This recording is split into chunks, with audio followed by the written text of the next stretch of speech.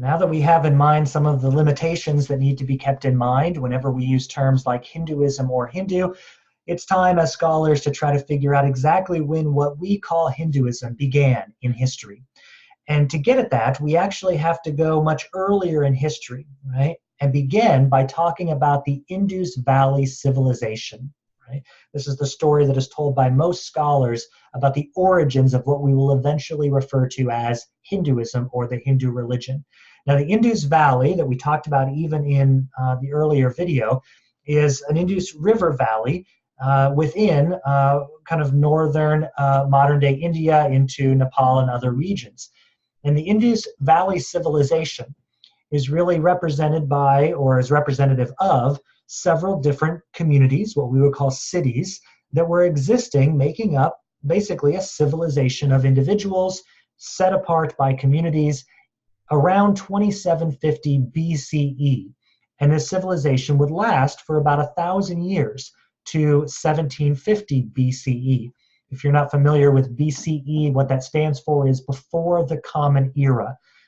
The system of dating that most scholars use, especially when talking about areas of the world that are not dominated by Christianity.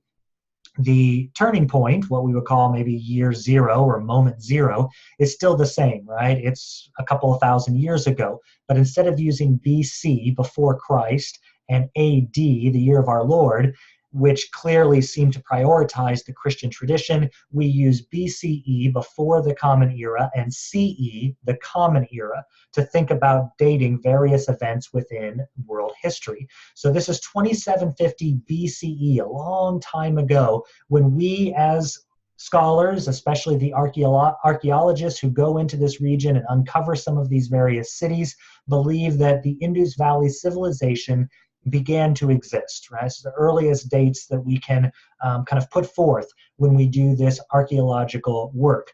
You often hear about the Indus Valley Civilization referred to as the Harappa culture. Harappa was simply one of the best preserved cities within the Indus Valley Civilization, and it's where we've been given much of our evidence for what we think about the Indus Valley people. Right? So this is what we would call basically the indigenous civilization of India, at least as far back historically as we are able to go, beginning as early as 2750 BCE. Now, of course, for us, thinking about religion, we are interested in whether or not the Indus Valley Civilization had a kind of religious culture. And this is when people like Indiana Jones go in and they kind of uncover things and try to discover, as religious archaeologists, any kind of religious beliefs or practices that they believe were present in these ancient civilizations.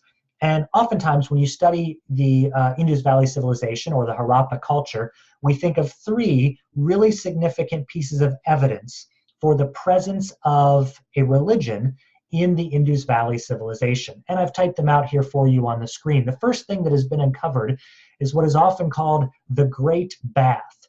Right? And what these archaeologists have uncovered is basically a big basin that, based on archaeological evidence, we know was filled with water at times. Right? Now, obviously, a city in the world today could be destroyed, our civilization could come to an end, and in 5,000 years, archaeologists could uncover the city, and they might find some big basins in the middle of towns and cities throughout the world that had been covered or filled with water. Now, we might know today that these are simply swimming pools, right? No religious significance to these locations. But of course, these scholars, these archaeologists know that recreational swimming wouldn't have been done at this time in history. And that's why, along with other pieces of evidence, many scholars believe that these great baths actually had a kind of religious significance, perhaps a kind of ritual cleansing that was taking place within these great baths. And of course, we know that a kind of ritual cleansing becomes very important for many different religious communities. Think of baptism within the Christian faith, or some of the ritual washing that is done by Muslims before engaging in daily prayers. So this is one possible feature that suggests the presence of a religion within the Indus Valley Civilization. Remember that we are not yet talking about Hinduism when talking about the religion of the Indus Valley Civilization. This is prior to what we as scholars will start referring to as Hinduism. The second key feature of a possible presence of religion among the Indus Valley people are what are sometimes referred to as fire altars. Right? What these archaeologists have uncovered are locations within the homes of some of these cities that made up the Indus Valley civilization that actually suggested a kind of fire altar, right? Meaning that it's not just a location where fire was present, because obviously we can imagine fire being used for food preparation, for example, which is something we would find if we, dug up my house, 5,000 years from now and looked around. We would see a place where fire was used, and we would know maybe that's the stove where food was prepared. But of course, in these situations, what scholars are arguing is that we find other locations in the homes where food was being prepared. So we don't think that's what was being done in these particular locations where fire was clearly present. We also don't think it was for warmth.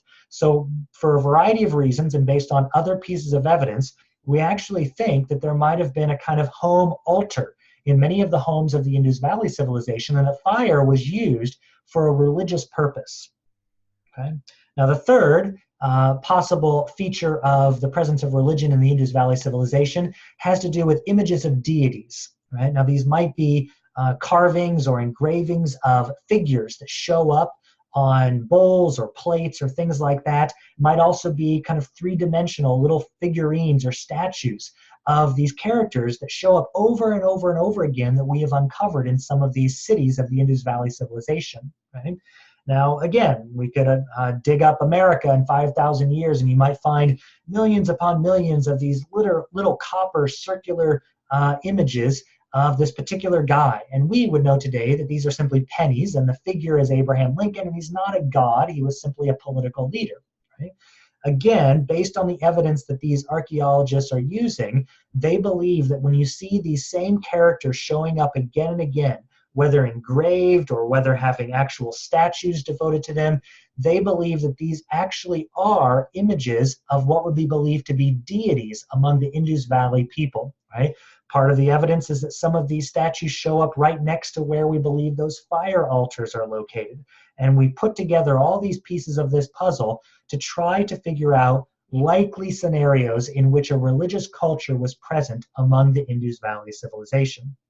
Okay? Remember, still not yet at Hinduism.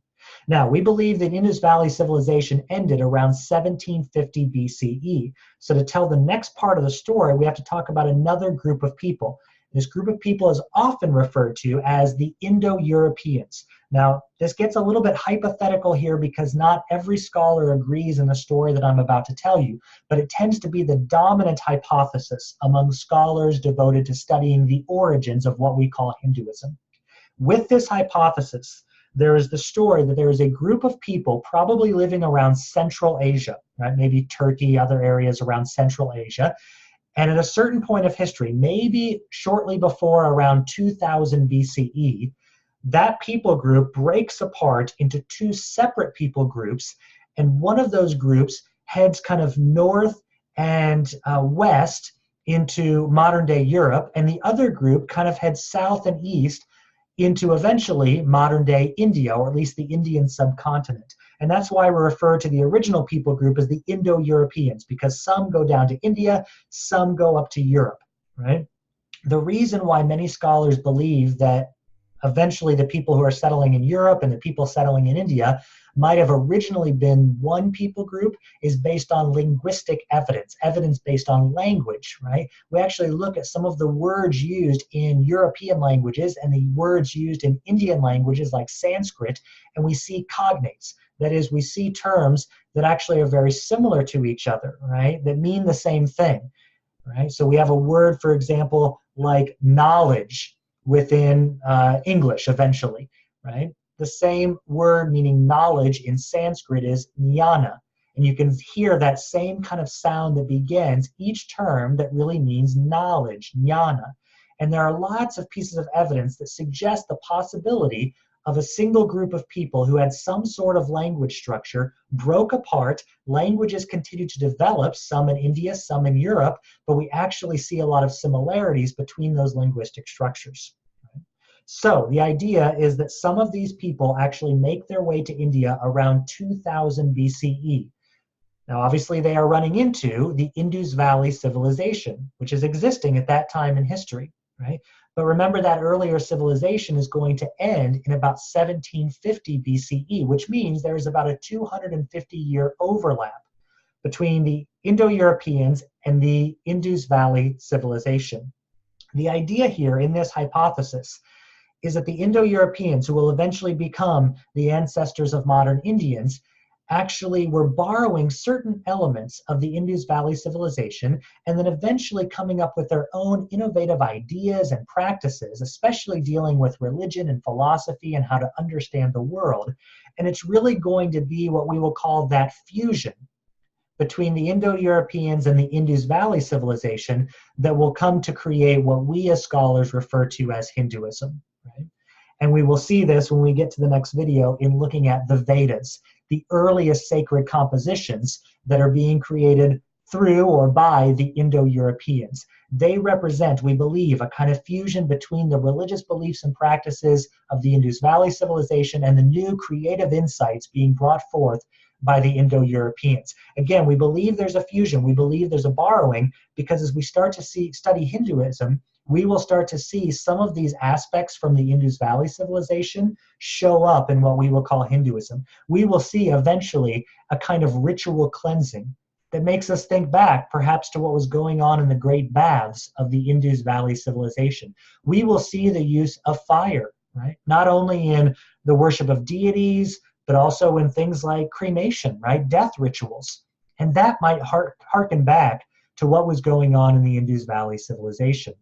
And we will also see that some of these images of deities that we have discovered among the Indus Valley civilization look like early prototypes of some of the deities that will be central to what we will call Hinduism. In other words, there is even a goddess figure who might be an early prototype of the goddess who shows up very importantly within Hinduism, as we will see later on. There's another image of a male figure seated in kind of a position of meditation, and many scholars see in that figure a kind of early prototype of the Hindu deity Shiva. So again, this is the general hypothesis, the most dominant hypothesis of how we get to Hinduism. It is created by the Indo-Europeans, who may have arrived around 2000 BCE, borrowed from the Indus Valley civilization, and then, through what we will see as the Vedas, started to create a new system of religion and philosophy, a new way to understand the world and our place within it.